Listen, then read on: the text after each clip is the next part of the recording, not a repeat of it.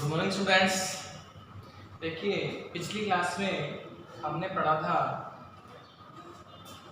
C plus plus operators और operators में हमने पढ़ा था insertion operators and extraction operators. आज हम पढ़ने वाले हैं स्कोप रिजोल्यूशन ऑपरेटर्स। देखिए स्कोप रिजोल्यूशन ऑपरेटर्स बेसिकली हर एग्जाम में पूछा जाता है। बेसिकली इसका यूज किया जाता है। देखिए दो वेरिएबल्स होते हैं हमारे पास में, एक तो होता है ग्लोबल वेरिएबल्स और एक होता है लोकल वेरिएबल्स। ठीक है, और क्लास में देखिए क्लास में इसका यूज किया जाता है। जैसे एक तो जो मेंबर फंक्शंस होते हैं उनकी डेफिनेशन क्लास के बाहर देने में भी इसका यूज किया जाता है, और एक हम ग्लोबल वेरिएबल्स में लोकल वेरिएबल्स में भी इसका यूज करते हैं। कैसे करते हैं वो चीज समझिए। देखिए समझे कि इसको हम एक एग्जांपल के साथ समझते हैं। Hash include iostream dot H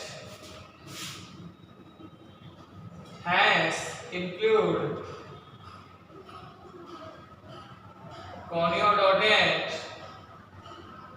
अब यहां पे देखिए हमने लिखा int a इक्वल टू 10। ये हमारे लिए क्या है? Global variable.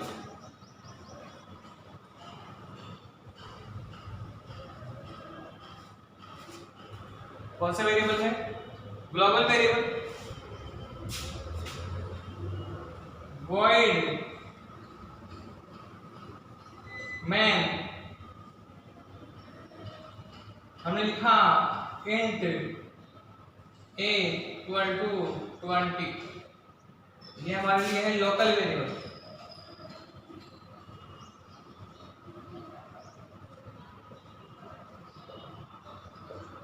ग्लोबल वेरिएबल है लोकल। अभी मैं समझाऊंगा आपको लोकल वेरिएबल्स और ग्लोबल वेरिएबल्स क्या होते हैं। अब मान लीजिए हमें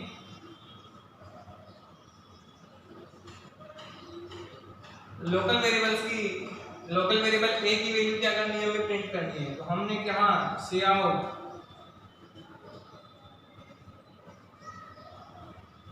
लोकल a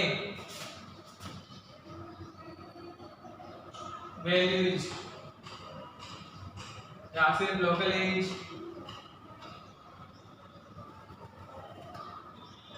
अब हमें लोकल a को प्रिंट करवाना है तो हम सिंपल वे में a को प्रिंट कर देंगे।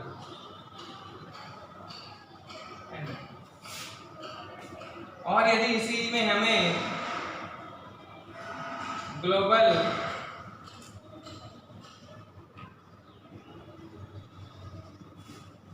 एज, अब यदि हमें इस ब्लॉक में ग्लोबल वेरिएबल को एक्सेस करना है तो ग्लोबल वेरिएबल को एक्सेस करने से पहले हमें ग्लोबल वेरिएबल से पहले क्या होगा? स्कोप रिजोल्यूशन ऑपरेटर का यूज करना होगा। ये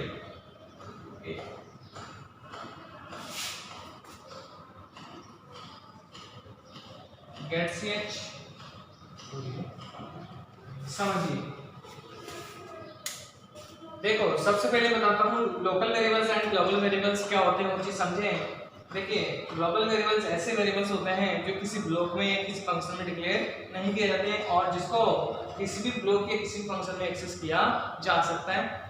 जैसे मेन फंक्शन के बाहर हमने इसको क्या कर दिया? डिक्लेयर कर दिया। तो ये क्या हो गया? पूरे प्रोग्राम के लिए क्या हो गया? किसी भी ब्लॉक में इसको एक्सेस कर सकते हैं। यानी ये हो गया ग्लोबल, यानी पूरे जैसे ग्लोबल कम्युनिकेशन साथ। तो इसका अर्थ है कि इस पूरे प्रोग्राम में हम इसको a को कहीं पे भी यूज कर सकते हैं, किसी भी ब्लॉक में, किसी भी फंक्शन में।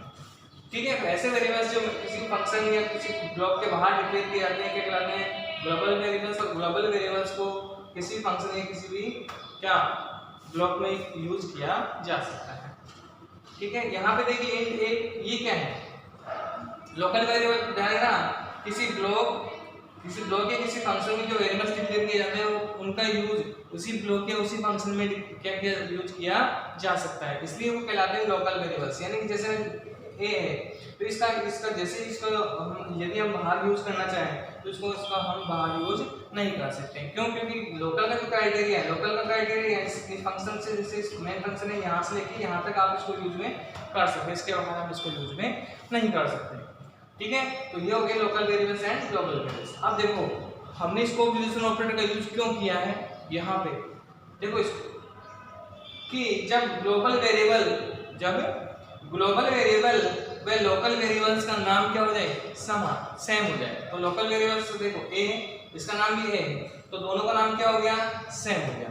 अब हमें क्या करना है, लोकल एरिया में यानी मेन फंक्शन में इसको भी एक्सेस करना है और इसको भी एक्सेस करना है। तो देखिए जैसे हमने कहा लोकल एज, तो लोकल ए ये वाला ए है, हमने लोकल एज क्योंकि इस ए को इस पूरे ब्लॉक में हम कहीं पे भी यूज कर सकते हैं। तो जैसे हमने ए लिखा है, यहाँ पे क्या लिखा, ए लिखा, तो ये जो वैल्यू प्रिंट करेगा कौन सी प्रिंट करेगा, 20। कौन सी प्रिंट करेगा, 20। जबकि सी आउट ग्लोबल ए इज, अब यहाँ पे देखिए अगर सिंपल वे में ए लिखता है यहाँ पे, तो ये ए कौन सा आता है, ये वाला। तो यदि हमें क्या करना है, ग्लोबल वेरिएबल को इस एरिया में यानी लोकल एरिया में क्या करना है, किसी ब्लॉक या किसी फंक्शन में एक्सेस करना है, तो वहां पे यूज किया जाता है स्कोप रिड्यूसिंग ऑपरेटर का यूज किया जाता है। ठीक है, तो देखिए इसका जो आउटपुट रहेगा, वो चीज समझे। आउटपुट में देखो यहाँ पे सबसे पहले इंट ए एक लोकल वेरिएबल बनेगा ए और उसमें आएगा 20। इसी तरीके से एक और ए बनेगा ग्लोबल वाला, उसमें आएगा 10। फिर इसके आउटपुट में clear cout local a is, तो लोकल ए इज अब लोकल ए इज में क्या, लोकल वेरिएबल के ए में कितना है, 20। इस पे किस and new line cout global a is global a is. अब ग्लोबल ए इज का अर्थ है ग्लोबल ए में क्या, अब देखो यहाँ पे हमने यूज किया स्कोप रिड्यूसिंग ऑपरेटर का, तो इसका यूज यानी कि इसको ये जो है एक्सेस करेगा कौन से वाले, इस वाले को, तो यहाँ पे कितना प्रिंट हो जाएगा, 10 प्रिंट हो जाएगा। तो इस तरीके से ध्यान से सुनिए स्कोप रिड्यूसिंग ऑपरेटर का यूज जब लोकल वेरिएबल व ग्लोबल वेरिएबल का नाम समान हो, तो किसी फंक्शन या ब्लॉक में ग्लोबल वेरिएबल को एक्सेस करने के लिए स्कोप रिड्यूसिंग ऑपरेटर का यूज किया जाता है। देखिए जो स्कोप रिड्यूसिंग ऑपरेटर का यूज किया जाता है वो और भी समझें।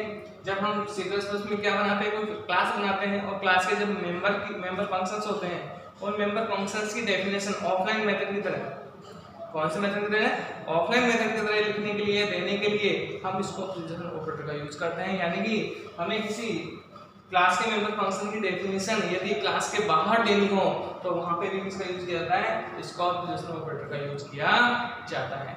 आज क्लास में सिर्फ इतना ही। Thank you very much.